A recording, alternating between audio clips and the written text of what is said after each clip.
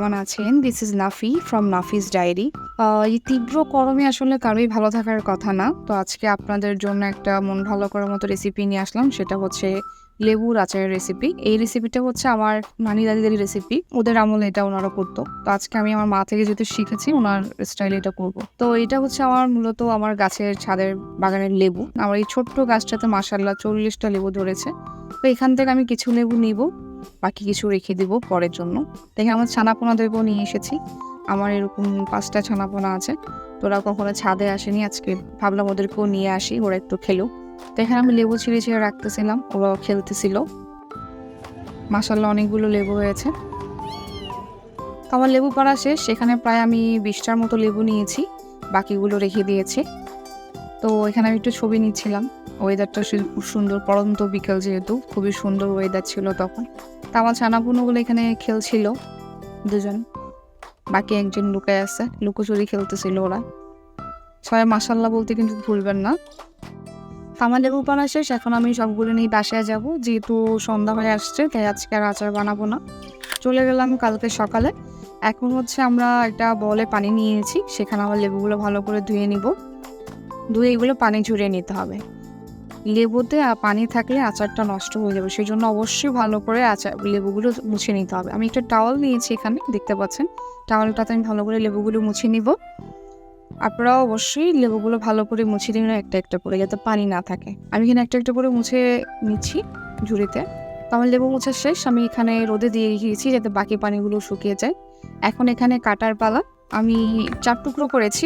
যেহেতু লেবুগুলো ছোট, আপনারা আপনাদের পছন্দ মতো যে কোনো সাইজে কাটতে পারেন। তবে অবশ্যই কিন্তু লেবুর বীজগুলো ফেলে দিবেন, না হলে কিন্তু লেবুর আচার তেতো লাগবে। অনেকেরই কিন্তু কমপ্লেন যে লেবুর আচার তিতা হয়। এখানে এটাও একটা কারণ যে লেবুর অনেকেই বীজ ফেলে না, যেহেতু অনেক সময় পচিয়ে থাকে বা অনেক সময় আমাদের মনে হয় যেটা থাকলে কিছু হবে না। সো এখন চলে গেলাম মশলাতে। এখানে আমি কিছু শুকনো মরিচ নিয়েছি, আপনারা আপনাদের পছন্দ অনুযায়ী ঝাল কম বেশ করে নেবেন। আমি এখানে মরিচগুলো টেলে নিয়েছি। এখানে নিলাম মেথি, জিরা, সর্ষে দানা, 5 ফোড়ন এবং মিষ্টি জিরা। এগুলো এখন ভালো করে টেলে নিব। আর অবশ্যই মশলাগুলো চুলার আঁচ ছোট করে ধৈর্য সহকারে টেনে নেবেন, যাতে না পড়ে, পুড়লে কিন্তু ঘ্রাণটা নষ্ট হয়ে যাবে। আমার ভাজা শেষ, এখন এগুলো আমি বেটে নিব। তো চলে এলাম পাটায় বাটতে। আম্মু বললো পাটায় বাটলে নাকি স্বাদ বাড়ে, তাই চিন্তা করলাম পাটায় বাটি। আপনাদের পাশে যদি পাটা অ্যাভেলেবেল না থাকে আপনারা চাইলে গ্রাইন্ড করে নিতে পারেন। বাট অবশ্যই ভালো করে বেটে দিবেন, কিন্তু পানি ইউজ করা যাবে না, কোনো রকম পানি ইউজ করা যাবে না। মশলায় শুকনোভাবে এগুলোকে গুঁড়ো করে নিতে হবে। আর মিহি করে গুঁড়ো করা যাবে না, একটু দানা দানাভাবে গুঁড়ো করতে হবে। এই যে আমার বাটা শেষ, এখন আমি সবগুলো তুলে নিব। ঠিক এরকম টেক্সচার থাকতে হবে, গুঁড়ো গুঁড়ো। তো এখানে আমার বিড়াল খুবই ক্লান্ত, সেই গরমে ঘুমাচ্ছে, বাইরে প্রচুর রোদ। তো এখন আমি চলে এলাম আবার আচারে। তো এখানে আমি কিছু শুকনো কাঁচামরিচ নিয়েছি, আপনারা এটা চাইলে স্কিপও করতে পারে। তো এখানে আমি এখন 1 চামচ বিট লবণ দিয়েছি, 1 চামচ সাদা লবণ দিয়েছি, আধা চামচ হলুদটা আপনারা চাইলে স্কিপও করতে পারেন, এটা আমি কালারের জন্য ইউজ করেছি। দেন মশলাগুলো যেগুলো বেটে রেখেছিলাম ওটা এখন ঢেলে দিব। সো এখন সবগুলো একসাথে ভালো করে মাখিয়ে নিতে হবে।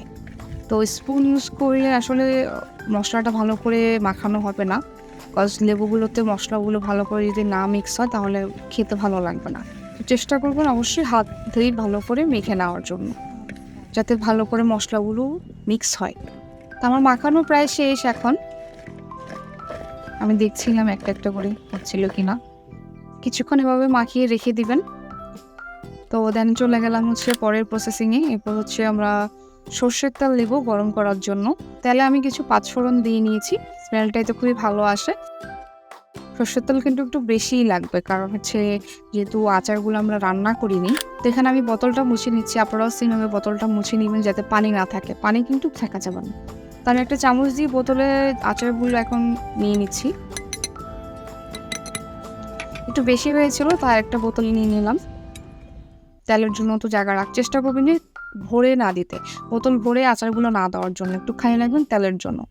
তো তেলটা জাল দেওয়ার পর কিন্তু অবশ্যই আপনাদেরকে তেলটা ঠান্ডা করে নিতে হবে, গরম তেল দেওয়া যাবে না। তো তেলগুলো ঢালার পর আমি চলে এলাম রোদে দিতে হবে আচারগুলো কিন্তু এখনই খাওয়ার উপযোগী হবে না, এগুলোকে আপনাদের টোটাল 7 দিন রোদে দিতে হবে, তারপর এগুলো খাওয়ার উপযোগী হবে। যেহেতু এগুলো আমরা রান্না করিনি তাই এগুলোকে আমরা রোদে দিয়ে সুন্দর করে তৈরি করব। তো এই ছিল আজকের রেসিপি, আশা করি আপনাদের রেসিপিটা ভালো লাগবে। এ ধরনের আরও ইউনিক রেসিপি পেতে অবশ্যই আমার ভিডিওতে লাইক কমেন্ট শেয়ার দিয়ে দিবেন যাতে অন্যদের কাছেও পৌঁছায়। আর অবশ্যই কমেন্টসে আমাকে জানাবেন আপনারা কিসের আচারের রেসিপি চান নেক্সটে। আল্লাহ হাফিজ, সবাই ভালো থাকবেন।